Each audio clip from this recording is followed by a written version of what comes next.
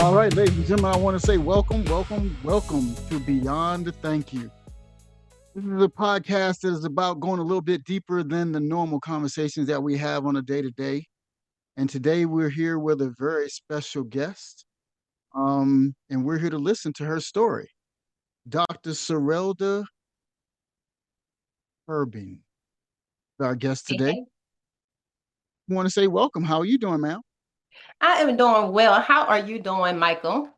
It's awesome, awesome. Pleasure's mine to have you here. I'm almost lost of words with the gratitude of saying thank you. Oh, Um, this young lady was a major part in helping me produce and get my book published. Um, don't thank me for my service. So it's my pleasure to have her as my guest today. absolutely. Thank you for the opportunity. Best-selling author, by the way. Let's be clear. Okay. Yes, ma'am. Yes, ma'am. Yes, ma'am. All right. So before we go a little bit heavy, I like to start something simple. Tell Okay. me, who are you in your own words? I think I am the product of life's experiences. I think I am the resilience of all of my failures. And I think I'm just a woman who is living out every dream and I want to die empty in short order. Yeah, all of that. Well, she took us on a journey, didn't she? She took us on a journey. Okay. All right. So elaborate on that. What makes you feel that you're that person now? Yeah, I think, Michael, I think because we both have been in the military takes us through a lot of twists and turns, right? Go Hmm. Army, everybody that's out there. Yes, We ma'am. respect everybody else, but yeah, Army is the way, okay? My shameless plug. But I was in the military. I graduated from Grambling State University and was commissioned in the Air Defense Artillery Branch, which took me to my first duty station, El Paso, Fort Bliss, Texas. El Paso, Texas. El Paso, Mexico is what they used to call it back in Stop 99. it, stop it, stop it, stop it. Go ahead now. This is All right on right. the border of the country of Mexico. But Okay. I was coming out of college, was a Miss America circuit queen, still doing pageants, and I had to drive my first time really cross country because Texas is a cross country trip. If you starting from one end going to the next, it took me a day Yes, and a half ma'am. to get over there. So there I was, a second lieutenant, and went into the military. Had no intentions of being a combat arms officer. They made a mistake. Instead of putting me in personnel, they put me in air defense artillery by mistake. Oh, But I wow. always say that it was not a mistake. I think it was God's divine order because I think the structure that I received in air defense artillery prepared me for every other area of my life, right? Really. Um, the fast tempo of that space and being able to be sharp in what you do, I think has helped me in every other area. Now, my degree in college was computer information systems, and so it wasn't strange for me to understand structure, be able to be meticulous in everything that I do. Programming, computer programming, that's hard. You get Right. one error out of the way and your whole program dies, right? So I had the opportunity to use those skills when I went into the military. Had no intentions of staying, but I did retire fast forwarding early at 17 and a half years and then went into the federal government as a GS 13. And now I'm an NH4, GS 14, 15 in the government. which one day I'll be retiring soon. But I'm excited. I'm excited about the journey. I've had some twists and turns in my professional career.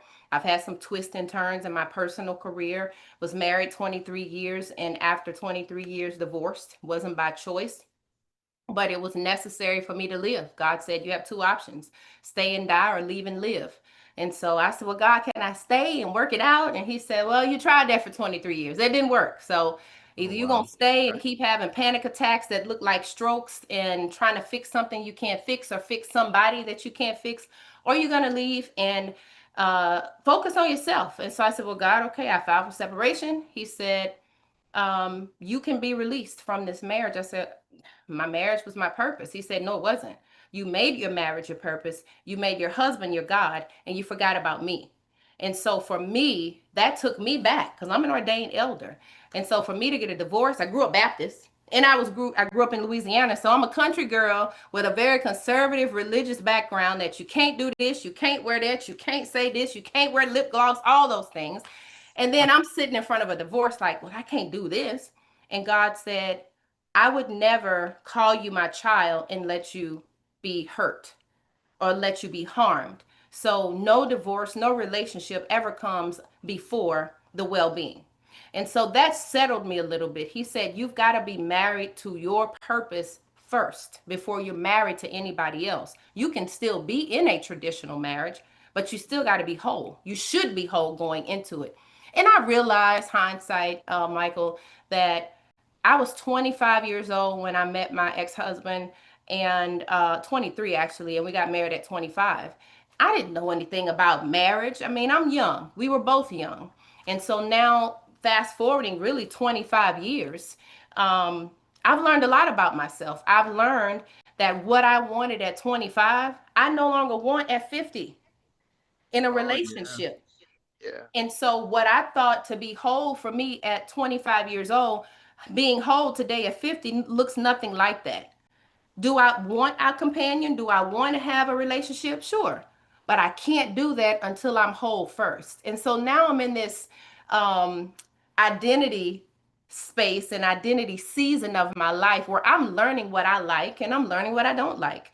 I'm learning with two children, a daughter that's going off to college and a son that graduated from LSU last year. I'm learning that I have to Congratulations. be an Congratulations. example. Yes, thank you.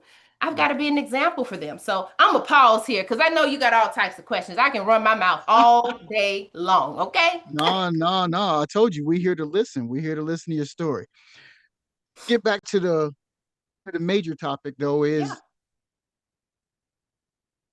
in that you served in the military for 17 years. How do you feel when somebody says thank you for your service? At first, I wasn't really sure how to respond. But now for me, I just say thank you. I was proud to have served because everybody cannot serve. Now, on the flip side of that, I have several friends and colleagues that have retired from the military and they do not like that phrase. And I said, why? One of my friends said, well, I was sexually harassed in the military. And when I filed my complaint, they didn't believe me. So I don't want anybody to thank me for my service for that institution because that institution doesn't have any valor to my well being. And so it could be two opposite ends of the spectrum. And I think the way that I internalize it when I hear people say, don't thank me, um, that's where they are. And I respect that. But for me, I am proud to have served. And I understand from the people who are telling me thank you, they're looking at it from a protection perspective. We did something to protect them so they didn't have to go to a war Right. or they didn't have to put that uniform on. But everybody's story is not that. And I fully respect that. Okay. Taking all of that into accountability, we're gonna go a little bit deeper. Okay. So based off of based off of your time in service, what do you feel? Somebody tells you that personally. How does it Mhm. make you feel? Or are you replying to them with the same, I guess, gratefulness or not so much understanding? I understand your friend's point of view and the tragic things that she went through while she was in the service. That's Sure. that's something that would hope nobody would have to experience, but it is something that happens even in the Mm-hmm. military. Mm-hmm. Um, but back to you specifically, Yeah. um, do you feel that when they say it, they really understand what they're saying? Do they understand what it was to serve? Like you said, my book I talk about is only 1%, less than 1% of the nation's population that actually serves in the military. That's right. And you spoke of that too as well. And then you elaborated and you said, well, that's something that they didn't have to do. We protected them so that they didn't have to do it. How did that translate when you got to the point where you were leaving the military? Did that protection or service feel that it was reciprocal? You know, I can take it from a few angles from my perspective. Um, I didn't expect not to get promoted to lieutenant colonel, but I understood that we operate in a centralized promotion system. I'll start there. I spent quite a bit of time training so many other people who got promoted over me, who made the cut line, if you will. You know the language. Well, Yeah, I yeah. didn't make the cut line. I was in the middle of a workforce modernization for the Department of Defense, and they had O4s, majors that a surplus in the combat service support. Well, I ended up falling below that cut line. I didn't have anything derogatory in my file. I'd never been, penalized or punished for anything that was unbecoming of an officer. I had a clean file, but all of us could not get promoted. And so I Right. understood that. I actually had mentors from the National Guard and the Reserve, general officers that said, hey, just come over here. You'll get picked up for lieutenant colonel in 6 months. You're a sharp officer. We know people had to leave that we didn't want to leave because of the system that we are operating in promotion wise. You're a good leader. We want you to stay. I said, I don't want to stay. I said, I'm 38 years old. I have been in a system since I was 23 years old. I've been in this system for 17 and a half years, and I don't want to learn a new system. Yes, I could get promoted to lieutenant colonel, but I don't want to learn a new system. I don't want to learn a new culture. Active duty service, regular army was my culture, and that's how I want to leave, the same way I came in. Was I a little disappointed that I didn't make lieutenant colonel? Absolutely. So when you talk about thank you for your service, and I put that with that story, that you didn't really thank me though, because you didn't see enough of me to put me above the cut line versus below the cut line. So from that perspective, I felt away. I felt away because there were people that I trained that actually got promoted that were probably less qualified, right? And so for me, I settled in my spirit once I retired and I said, you know what? I'm going to take this as a loss, but also as a win because I wasn't out 2 weeks and I was already back in a suit in the Pentagon in the same office working as a GS 13. So Oh, wow. not only am I out with a retirement income, I'm back in with a GS income and a VA disability income. So sometimes it's easier to just sit and be upset about it than to just release it and let things be. And it has been no looking back since. So the thank you for your service in that respect, no, I don't feel like you thanked me for my service. But at the same time, when I'm on the other side, whether they thanked me or not, with what they did with the decisions of me not getting promoted, it still worked out in my favor. People that have never served in the military, on the other hand, all they see is patriotism. All they see is us in the uniform. They don't know our backstory. They don't know if we got promoted, if we didn't get promoted. Some people think that everybody is a sergeant and that they're going to be barking at you like a drill sergeant. They don't understand. My family don't even understand, most of them. Like, I can't go in the military because ain't nobody going to be hollering at me. Well, I mean, technically, that's not the culture per se, but that's what you see on TV. And as an officer, we don't generally do all that, right? Yeah, yeah. So thank you for your service from that perspective. I understand it because they don't have to. And because we do, they appreciate that. So that's kind of my take on it. So let's transition just a little. Yeah. Um, I never, of course, I was enlisted. Being an officer, how is your transition? What systems are in place for us? They have the ADAP that you go through. It's a process, it's a week long, and they try to give you information to get you prepared to transition from civilian to military. I mean, from military to civilian. Um, for me, the hardest thing anybody ever asked me was, what do I want to do? After 27 years, what do we want to do? And they sit you in front of a computer and they tell you, hey, type out your resume, and I'm like, okay, I did this in the military, but how do I translate that into a civilian world? How is that for an officer? I don't know that experience, so teach me. Yeah, I've been out since 2016. Uh-huh. So the process has been more refined since then. We had, I think it was called ATAP when I was getting out. I think there's a different name for it now, the Army Transition Assistance Program, where you have Department of Labor come in, teach you about resumes, teach you about business, nonprofits, all of those things, but it's very, very broad brushed. You are Right, right. not going to get the half of what you need when you're transitioning out from an institution, right? That has taught you to follow instructions. And then you leave an institution that teaches you to follow instructions to a space that says, do whatever you want. Not that we are not capable of doing whatever we want, but we have been mentally and psychologically trained to follow instructions. But you Yes. don't give me anything in between that gap to show me it's okay not to follow instructions. It's okay not to take a task from front to end, because some tasks in the non-military world requires you to just cut them off and pivot. Yes. We're taught to respond and react, but oftentimes we're not taught to pivot and see a new thing, because we have regulations, we have policies, we have governing documents, we've got SOP, we got all of this communication teaching us what to do, what to say, how to say it, when to stop, when to start, where to go in terms of your assignment, all of the things that give you what to do. Yeah. We're left sometimes with how.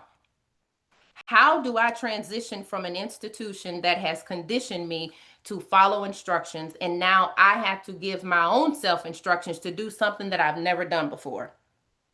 That's hard. It was even hard for me. Now, it was even harder for some of my other peers and people that went through that process during that time frame, because I got out of the military already applying for jobs in the civilian sector. I had two options. I had already, actually, to be honest, I had a mentor in the Small Business Administration, but I also had mentors on the civilian side because my last job was in the Pentagon. And the Pentagon is Uh, not made up of primarily soldiers, it's made up of primarily civilians. Primarily civilians. Yeah, yeah. So I worked in an office where it was 85% civilian, 15% military. So when I tell you my resume was red inked all day, every day, they was like, we don't need abbreviations, we don't need acronyms, we don't need all this stuff. Nobody on the outside cares about your stuff in the military. You got to scrub this thing and start from scratch. So as they say in the street, they were putting you on game. They were putting me on game, man. Listen. And I thought I knew what I knew until they said nobody cares about that on the outside.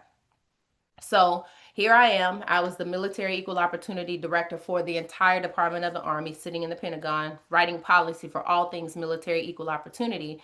And in that particular office, you also had equal employment opportunity, which was the civilian side. And then you Uh-huh. had the career structure for people who worked all of that. It was kind of like a branch manager for all of the civilians doing that.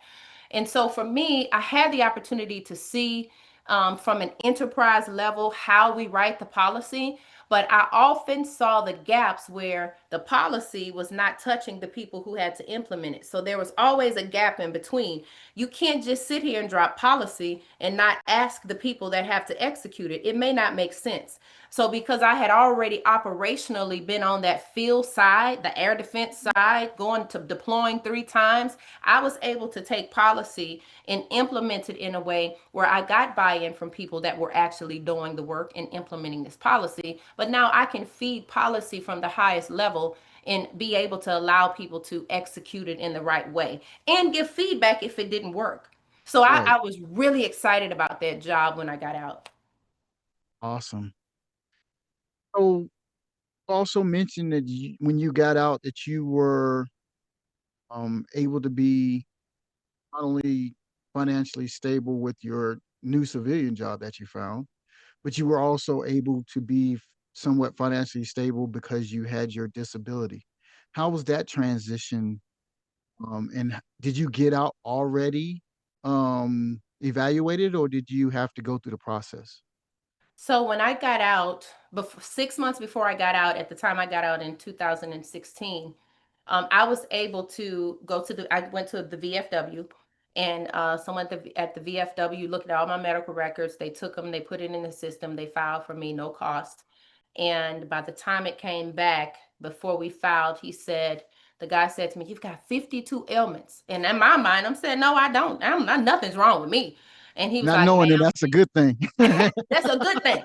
And Yeah. so I'm mad. I don't have no 52 ailments. And he said, "Ma'am, let me explain something to you. A lot of times people are embarrassed to file VA. People are like, I'm taking something from the service. If I file for VA, I don't have anything wrong with me. I'm a proud soldier. I'm tip Well, top that's shape." well, that's the way we get trained, though. It's hard when you're in the military and they say, "Hey, you going to sick call," and everybody's looking at you side eyed. Mm-hmm. So yeah, I can understand that. Yeah. Okay. Yeah. So I'm getting out, and the guy said, I'll give you an example of one of the ailments. He said, "You got left eye disease." And so I'm looking like, I got both ain't eyes. nothing wrong with my left eye, right? He was like, "Ma'am, you went to the doctor over 60 times in your career for the same thing with one part of your body. You got left eye disease, and it is a disability." So I was like, "Okay." He said, "And we're going to put it down." And he was explaining to me how they cluster all of the documents in your medical records and all those things. And so by the time he was done, it was 52 of them. And, I became 100% permanent and total disabled. And in some ways, I was, what, 40 years old when I retired. I'm 50 now. That was 10 years ago.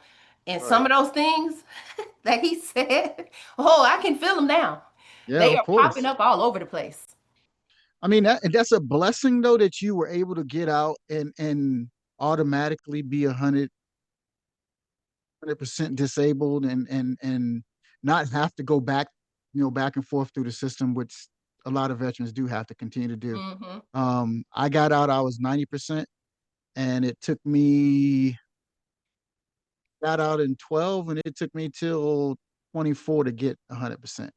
Wow. So, I mean, we can take into account that everybody's story is going to be different. Mm-hmm.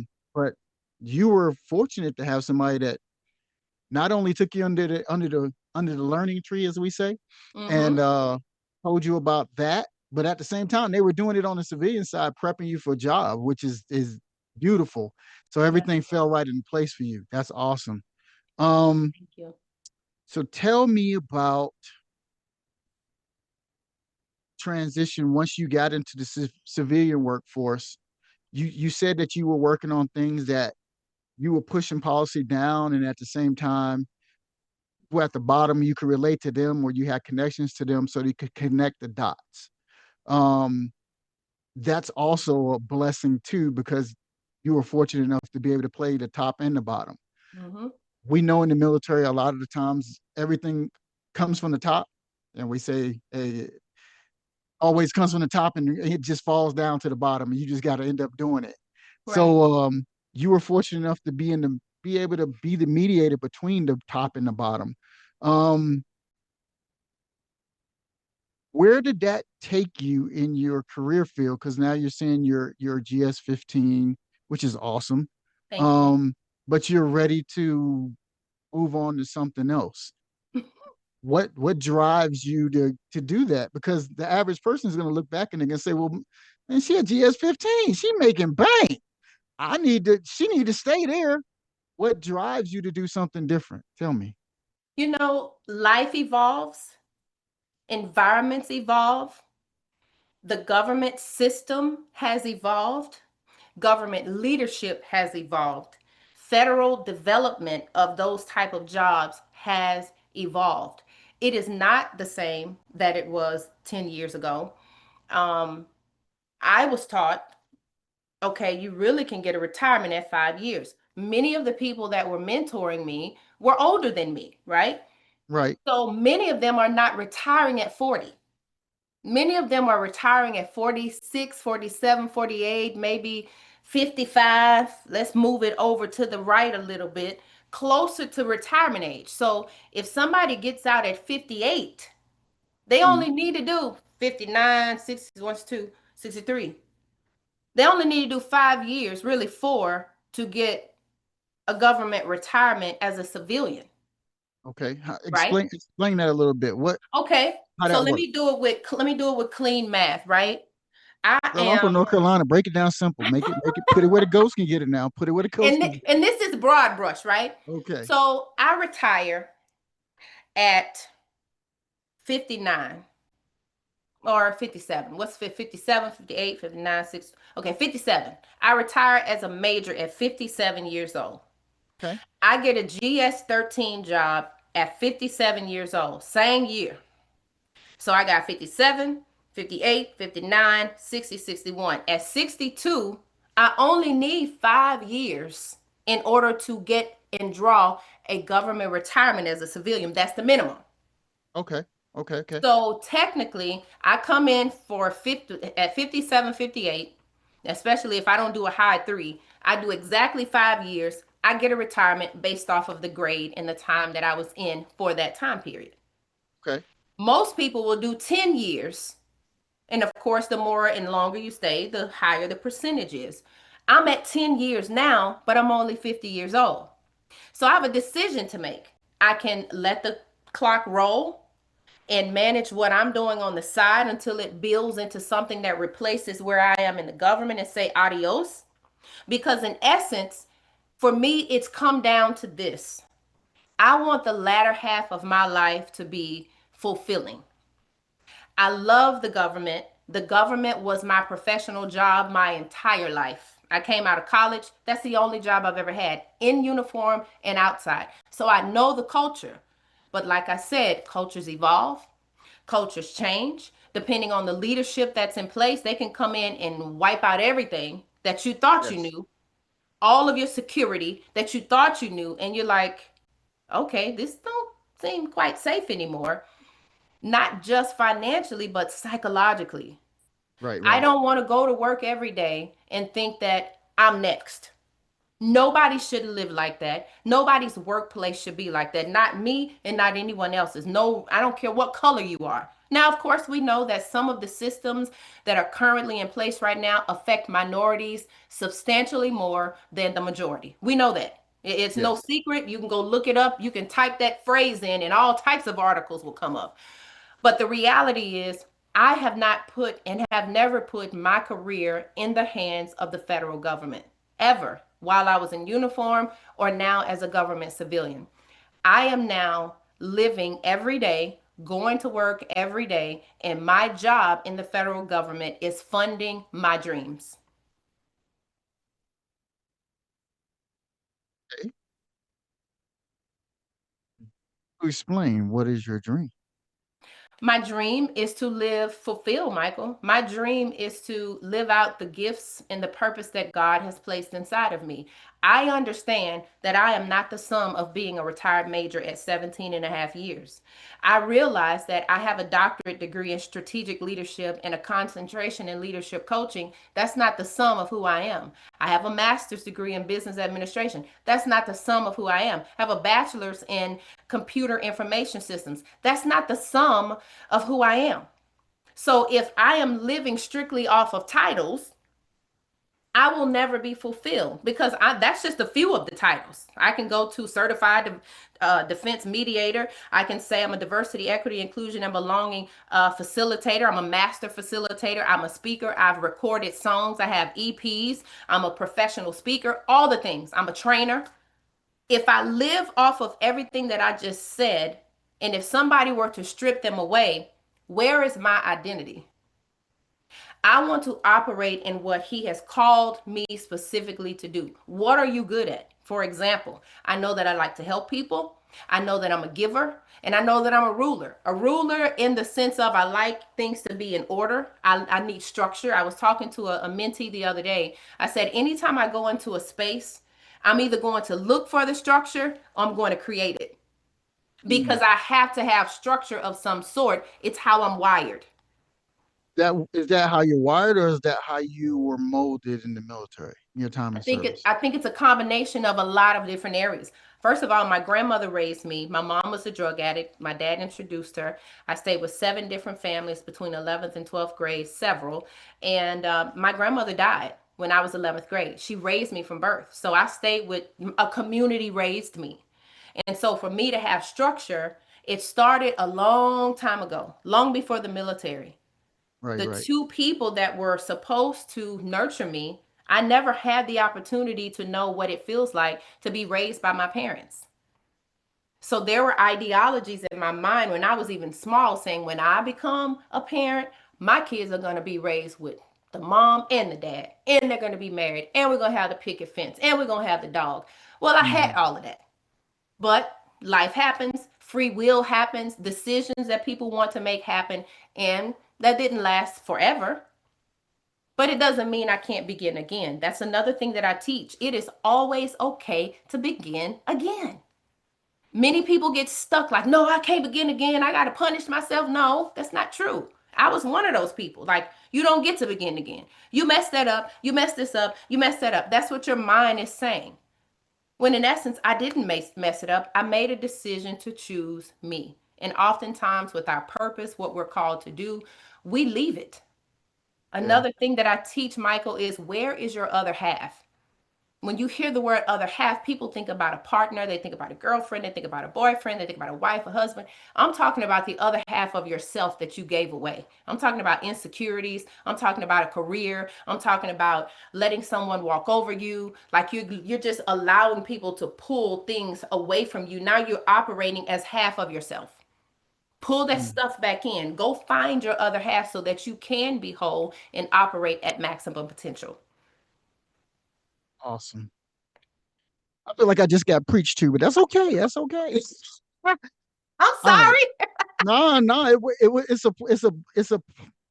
it's a lesson that a lot of people need to learn that we haven't had a chance to been opportunity to been told before. Um, this conversation is a lot broader, and I'm sure it can go on a lot longer. Um, but before we close, I want to ask you one more thing. Yeah, sure.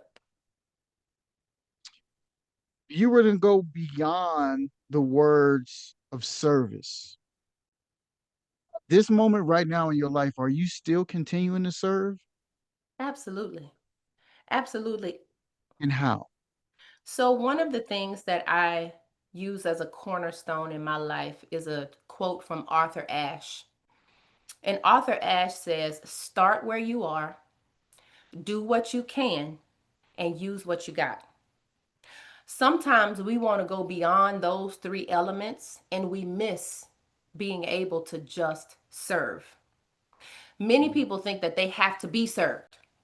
I mean, I don't know if you have any spiritual background or anything, but I'm a Christian, and in the Bible there's a scripture, and I'm paraphrasing, where it says we are supposed to come to serve and not to be served.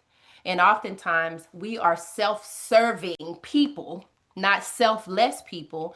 And I've always been given to. I've always been scooped up when my life was in a space and I needed to have covering or I needed to have protection with my background and upbringing. And so for me, I'm reciprocating that. My grandmother raised all of her grandkids. She didn't have to do that. When I look over on the other street and kids are out in the street and my grandmother is bringing them in to get baths because they don't have running water. This started before the military. Oh, wow.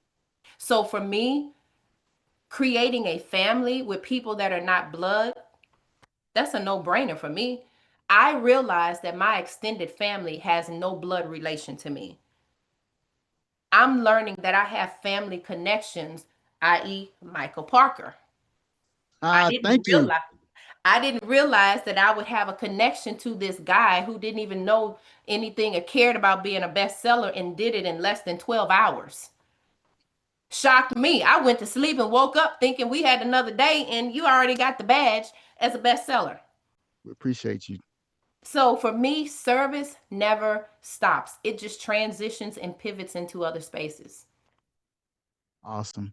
So my final question to you for you, ma'am, is based off of our conversation, And the title of this whole series is Beyond the Thank You. What would you like for people that may listen to this take from this conversation? I think what I would want to reiterate and have people to resonate in them from here going forward, beyond the thank you is putting something in somebody's hand.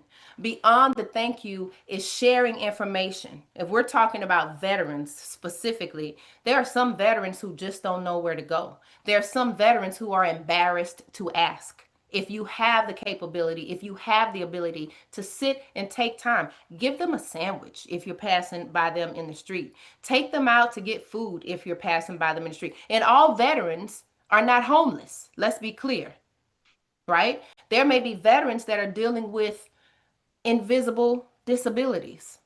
There are people that are veterans that are still having PTSD from service members who have passed away, and they've got survivor's remorse. I can go on and on and on, but I didn't know the show was getting ready to end. But if I had to leave anything with you all, there is service beyond the uniform.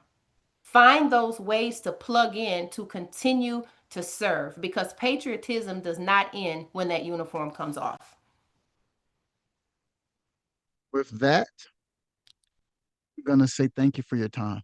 Absolutely. Thank Thank you you. for your wisdom and thank you for your family, bonding, friendship that you have relayed to me when you didn't have to. Um, Without you, there's no way I would be a bestseller for sure. Um, and hopefully I can repay that back to you any way you need me to at any time. Um, Absolutely. You've already done it. You got a podcast, you're spreading, you are serving. How about that? How about we end like that? You are serving. we continue to serve. Thank you. Thank you. Yes. So, with that, we're going to say thank you to our host, our guest, excuse me, uh, Dr. Serelda Herbin. We Thank you, appreciate Michael. you. Thank you so much. Well, ladies and gentlemen, we hope to see you once again in our next series of Beyond the Thank You.